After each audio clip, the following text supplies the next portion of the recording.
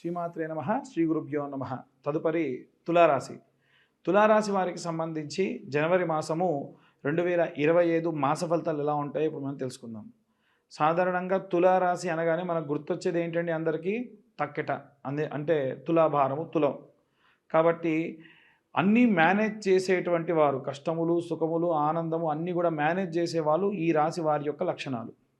ఈ రాశిలో సినీ రాజకీయ రంగాల వారికి సంబంధించి విద్యార్థులు, గృహిణులు, వ్యాపారస్తులు, ఉద్యోగులు, భూక్రయ విక్రయదారులు, అలాగే ఏవైనా సరే కోర్టు కేసుల్లో ఉన్నటువంటి వారు, వివాహం కోసం ఎదురు చూస్తున్నటువంటి వారు, అందరికీ సంబంధించినటువంటి విషయాల్లోకి వస్తే, ముఖ్యంగా విద్యార్థుల విషయానికి వస్తే, ఈ రాశిలో ఉన్నటువంటి విద్యార్థులు ఈ మాసంలో అన్నీ కూడా బాగా మేనేజ్ చేస్తూ అన్ని రకాలుగా ముందుకు వెళ్తూ ఉంటారు.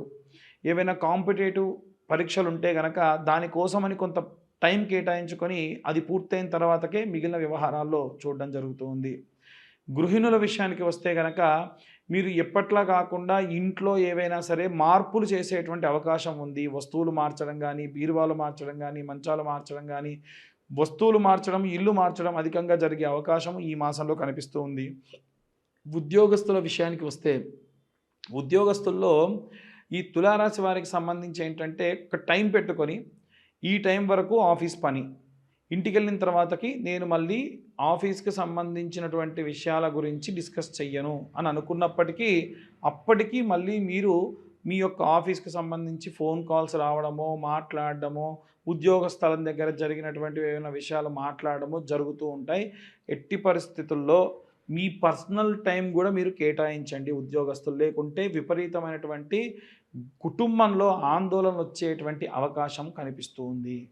అలాగే ఎవరైనా వివాహం కోసం ఎదురు చూస్తున్న వాళ్ళు ఎవరైనా ఉన్నారనుకోండి, వివాహం కోసం చూస్తున్నటువంటి వారు ఒకవేళ వారి యొక్క వయస్సు 29 సంవత్సరాలు చేరుతుంది, 26 నుంచి 29 సంవత్సరాల మధ్యలో ఉంది, 29 దాటి 30-32 సంవత్సరాలు కూడా వెళ్ళిపోతున్నారు అంటే గనక, మగపిల్లలైతే కన్యాపాశుపతము, మగపిల్లవాళ్ళైతే కన్యాపాశుపతము, ఆడపిల్లలైతే వరపాశుపతం చేసుకోవడం చాలా మంచిది. ఈ పాశుపతము రుద్రంతో సంపుటీకరణం చేస్తూ శివుడికి అభిషేకం చేసి పంచదారతోని ఆ తర్వాతకి హోమం చేస్తారు.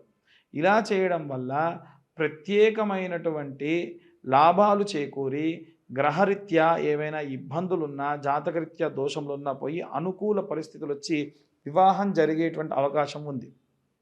ఇక భూక్రయ విక్రయ సంబంధిత విషయాలకు వస్తే, తులారాశి వారికి సంబంధించి ఇప్పుడు ఒకవేళ వారు గనక 25 నుండి 35-40 సంవత్సరాల వయస్సు మధ్యలో ఉన్నవారైతే మీకు భూమి నుంచి చాలా అనుకూలమైనటువంటి వాతావరణమే కనిపిస్తుంది.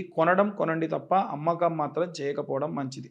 అలాగే ఒకవేళ 40 వయస్సు దాటిన తరువాత వాళ్ళు ఎవరైనా ఉంటే గనక భూక్రయ విక్రయ సంబంధితమైనటువంటి విషయాల్లో అమ్మకాలు చేయడం మంచిది తప్ప కొనడం మాత్రం చేయకుండా ఉండడం మంచిది.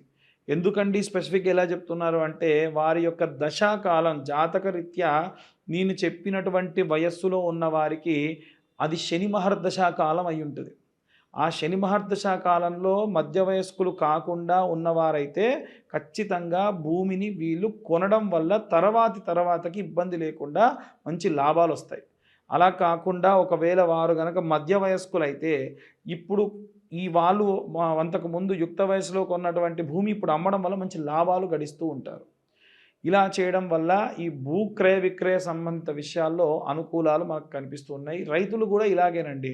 వారికి సంబంధించినటువంటి ఏవైనా న్యాచురల్ కెలామిటీస్, అంటే ప్రకృతి సిద్ధమైనటువంటి వైపరీత్యాలు రాకుండా, పక్కవారి పంట ఏదేస్తే అది మనం వేయకుండా మనం ప్రత్యేకంగా వేసుకుంటే ఎటువంటి ఇబ్బందులు లేకుండా రైతులు కూడా లాభపడతారు. ఇక సినీ రాజకీయ రంగాల వారికి సంబంధించిన విషయానికి వస్తే, చాలామంది సినీ రంగాల వారికి సంబంధించిన వారంటే సినిమా వాళ్ళని అనుకుంటారండి. మీడియా సైడ్ ఉన్న ప్రతి ఒక్కరు, కెమెరామెన్స్ కానివ్వండి, ఎడిటర్స్ కానివ్వండి, యూట్యూబ్ ఛానల్ వాళ్ళు కానివ్వండి, సినిమా వాళ్ళు కానివ్వండి, అంతకంటే పై స్థాయి వాళ్ళు కానివ్వండి, ప్రొడ్యూసర్స్తో సహా సాధారణంగా తులారాశిలో ఉన్న వాళ్ళు ఎప్పటికప్పుడు అకౌంటింగ్ చేసుకునేటువంటి మెంటాలిటీ అండి. ఒకవేళ మీకు లాభం రాకపోతే చూసి ఓపిక పట్టినంత కాలం ఓపిక పట్టి మారిపోండి. అలా కాకుండా మీరు కానీ ఇంకా ఓపిక పడుతూ ఉండడం వల్ల నష్టమే ఉంటుంది. రాజకీయ రంగాల్లో ఉన్నటువంటి వారికి సైతం ఇదే వర్తిస్తుంది. మీరు ఈ పార్టీలో నుంచి ఇంకొక పార్టీలోకి మారాలి అంటే ఇప్పుడు మంచి సమయం, మారడం అనేది చాలా చాలా ఉత్తమము. క్యాడర్ మారడం కానీ, పార్టీ మారడం కానీ చాలా చాలా ఉత్తమమైనటువంటి కాలము. అలాగే ఎవరైనా సరే కోర్టు వ్యవహారాల్లో తిరుగుతున్న వారెవరన్నా ఉంటే గనక వీలైనంత వరకు కూడా ఒక 11 రోజుల పాటు మీ కోర్టు వాయిదా కంటే ముందు నిరవధిక దీక్ష చేసి మంచిగా ఏదైనా సరే అమ్మవారి దేవాలయంలో ప్రదక్షిణాలు చేసి ఏకభుక్తం భూషయనం చేసి కోర్టు వ్యవహారాలకు వెళ్ళండి. అనుకూల పరిస్థితులు గోచరిస్తూ ఉన్నాయి. ఇవి ఈ యొక్క గోచారరీత్యా చెప్పేటువంటి విషయాలండి. పర్సనల్గా వారి జాతకం తెలుసుకోవాలనుకుంటే కింద కనిపించే నెంబర్కి కాల్ చేయొచ్చు, మీ జాతకం తెలుసుకోవచ్చు. ఇక అన్ని వర్గాల వారికి ఎలాంటి రెమెడీస్ పాటించాలి, ఎలాంటి మంత్రం చదువుకోవాలో ఇప్పుడు మనం తెలుసుకుందాం. మనకి ఈ యొక్క జనవరి మాసంలో ప్రత్యేకంగా విద్యార్థులకి, గృహిణులకి, వ్యాపారస్తులకి, సినీ రాజకీయ రంగాల వారికి, వివాహం కోసం ఎదురు చూసే వారికి, కోర్టు గొడవలకు సంబంధించి ఇబ్బందులు ఉన్న వారికి కాను, అలాగే ఏవైనా గృహ నిర్మాణ కార్యక్రమాలు చేసేవారు ఎవరైనా ఉంటే వారికి సంబంధించి ప్రత్యేకమైనటువంటి గ్రహస్థితి వల్ల మనకి బుధాదిత్య యోగం కానీ, అలాగే జనవరి మాసంలో జరిగేటువంటి గ్రహ సంచారాన్ని బట్టి మార్చి వరకల్లా వచ్చేటువంటి షష్టగ్రహ కూటమి, చతుర్గ్రహ కూటమి వల్ల వచ్చేటువంటి ఎన్నో రకాలైనటువంటి మార్పుల వల్ల మనం కొన్ని రెమెడీస్ చేసుకోవడం చాలా చాలా ఉత్తమం. అవి ఏమేం చేసుకోవాలి, ఎవరెవరు ఎలాంటివి చదువుకోవాలి అనేది ఇప్పుడు మనం తెలుసుకుందాం. విద్యార్థుల విషయానికి వస్తే గనక విద్యార్థులందరూ కూడా ఓం వాగ్దేవ్యై నమః అన్న మంత్రాన్ని ప్రతిరోజు 11 మార్లు పఠనం చేస్తూ వీలైనంత వరకు వారానికి ఒక్కసారైనా సరే నీలా సరస్వతి స్తోత్రాన్ని వినడం కానీ పఠనం కానీ చేయించడం చాలా చాలా మంచిది. అలాగే గృహిణులందరూ కూడా అయితే గనక రోజు మీ ఇంట్లో ఒక చిన్న అమ్మవారి యొక్క విగ్రహం కానీ, ఒక బొటనవేలు పరిమాణంలో ఒక విగ్రహాన్ని పెట్టుకొని అమ్మవారి ముందు ఒక ఒక్క పెట్టుకొని శ్రీమాత్రే నమః అనుకుంటూ 108 సార్లు కుంకుమతో అర్చన చేసుకోవడం చాలా చాలా ఉత్తమం. అలాగే ఎవరైనా ఉద్యోగస్తులు కానీ, వ్యాపారస్తులు కానీ ఇప్పుడు నేను చెప్పేటువంటి ఈ మంత్రాన్ని పఠనం చేయడం చాలా చాలా శ్రేయస్సుకరం. ఆ మంత్రం ఏమిటి అంటే ఓం క్లీం కృష్ణాయ వాసుదేవాయ హరయే పరమాత్మనే ప్రణతక్లేశనాశాయ గోవిందాయ నమో నమః. ఈ మంత్రాన్ని ఈ యొక్క ఇంట్లో ఉన్న వారందరూ కూడా ఎవరైతే వ్యాపారంలో ఉన్నటువంటి వారు ప్రత్యేకంగా చేయడం మంచిది. అలాగే మీ వ్యాపార స్థలం దగ్గర ప్రతిరోజు సాయంత్ర సమయంలో ఐటీలో ఉండేటువంటి వ్యాపారస్తులు ఉంటారు, పెద్ద పెద్ద ఎంఎన్సీలో ఉండేటువంటి వ్యాపారస్తులు కూడా ఉంటారు. నేను చెప్పేటువంటిది అన్ని వర్గాల వ్యాపారస్తులకి కూడా అనేటువంటిది బాగా గమనించాలి. ఇందాక చెప్పిన ఉద్యోగస్తులకు కూడా ఒక పచారీ కొట్లో పనిచేసే ఉద్యోగస్తుడు ఉంటాడు, అలాగే ఒక ఎంఎన్సీ కంపెనీలో పనిచేసేటువంటి ఉద్యోగస్తుడు ఉంటాడు. అందరికీ కలిపి చెప్పినటువంటి మంత్రం అది.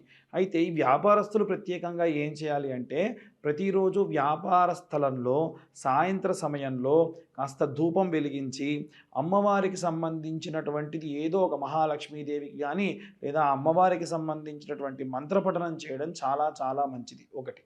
రెండవది ఏమిటి అంటే మీరు వ్యాపార స్థలాన్ని బంద్ చేసి వెళ్ళేప్పుడు ఒక పేపర్ తీసుకొని కుడివైపు 3 సార్లు ఎడంవైపు ఒకసారి తిప్పి అక్కడ పడేసి వెనక్కి తిరిగి చూడకుండా వెళ్ళిపోవడం చాలా చాలా ఉత్తమం. మనం మార్వాడీస్ని కానీ జైష్వాల్స్ని కానీ చూసుకున్నట్టయితే వారి వ్యాపార స్థలం దగ్గర ఇలా చేస్తారు. ఎందుకంటే మన వ్యాపార స్థలం దగ్గరికి ఎంతోమంది వచ్చేటువంటి వాళ్ళు శౌచముతోని మైలతోని అంట్లతోని వస్తారు కాబట్టి అవేవి రాకుండా ఉండాలి, అవేవి మీకు అంటకుండా ఉండాలి అంటే ఈ రెమెడీ చేయడం మంచిది. అలాగే వ్యాపార స్థలం దగ్గర కౌంటర్లో ఒక పటికని ఉప్పులో పోసి గాజు పాత్రలో ఉప్పు పోసి పెట్టుకోవడం మంచిది. నిమ్మకాయని గాజులో వేయడం వల్ల అది తేలితే మంచిది, మునిగిపోతే అంత శ్రేయస్కరం కాదు.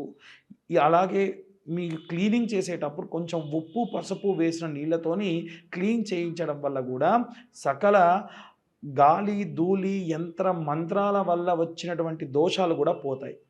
ఇక ప్రత్యేకంగా సినీ రాజకీయ రంగాల వారు కానీ ఎవరైనా సరే కోర్టుల్లో పనిచేసి కోర్టు కేసులతో తిరిగేటువంటి వాళ్ళు పబ్లిక్ పోర్టల్లో బాగా ఉంటారు కాబట్టి మనకు దుర్గా కవచము అనేటువంటి కవచం ఉంటుంది. ఈ దుర్గా కవచం ఎలా ఉంటుందంటే శృణోదేవి ప్రవక్ష్యామి కవచం సర్వసిద్ధిదం పఠిత్వా పాఠయిత్వా చ నరోముశ్చేత సంకటాత్ ఇలా ప్రారంభమవుతుంది. అమ్మవారికి సంబంధించి 8 శ్లోకాలు ఉంటాయి. ప్రతిరోజు అది చదువుకోండి. ఎందుకంటే పబ్లిక్ పోర్టల్లో తిరిగేటువంటి వాళ్ళకి ఎంతో దిష్టి తగులుతుంది. అది పోవాలి అంటే ఈ మంత్రాన్ని చదువుకోవడం చాలా మంచిది. ఇక ప్రత్యేకంగా ఏవైనా సరే ఒక పఠనాన్ని, ఒక మంత్రాన్ని మనం జపంగా చేయడం మంచిది అనుకుంటే ఎలా అనుకుంటే, ప్రతిరోజు అసుర సంధ్యా సమయంలో పంచాక్షరి మంత్రం అంటే ఓం నమ శివాయ అనే మంత్రాన్ని పఠనం చేయడం చాలా చాలా శ్రేయస్కరం. నిర్మాణ రంగంలో ఉన్న వాళ్ళైతే గనక శరవణ భవాయ విద్మహే కార్తికేయాయ ధీమహే తన్నో స్కంద ప్రచోదయత్. ఎందుకంటే ఆయన భూమిని చీల్చుకుంటూ పుట్టాడు కాబట్టి భూమికి సంబంధించిన మంత్రం, కుజుడికి సంబంధించిన మంత్రము, సుబ్రహ్మణ్య స్వామికి సంబంధించిన మంత్రం చాలా చాలా కాపాడుతుంది. ఈ యొక్క మంత్రపఠనాన్ని, రెమెడీస్ని ఫాలో అయ్యి అందరూ కూడా చాలా శ్రేయస్కరంగా ఉంటారని కోరుకుంటున్నా. అందరికీ కూడా మకర సంక్రాంతి శుభాకాంక్షలు, అలాగే నూతన ఆంగ్ల సంవత్సర శుభాకాంక్షలు. ఎవరైనా సరే జాతకాలకు సంబంధించి ఫోన్ చేస్తూ ఉన్నారు, దయచేసి వాట్సాప్ చేయండి. ఒకవేళ కాల్ చేయదలుచుకుంటే కింద ఇచ్చేటువంటి నెంబర్కి మీరు కాల్ చేయొచ్చు. పూర్తి జాతకాన్ని 60 పేజీల్లో క్యాలిక్యులేషన్స్ చేసి మీకు పంపించి పూర్తిగా మీతోని ఒక అరగంట సేపు మాట్లాడడం జరుగుతుంది. ఈ క్యాలిక్యులేషన్స్కి గాను మాకు కాస్త 3 నుంచి 4 గంటల సమయం పడుతుంది. గతంలో చాలామంది 5,000, 6,000 తీసుకునేవారు ఉన్నారు. కానీ కేవలము 1,521 రూపాయలు మాత్రమే తీసుకుంటూ అందరికీ కూడా ఈ జాతక వసతిని కలిగిస్తూ ఉన్నాము. ఎవరన్నా కావాల్సి ఉంటే కింద కనిపించే నెంబర్కి ఫోన్ ఆర్ వాట్సాప్ చేయగలరని కోరుతున్నాము.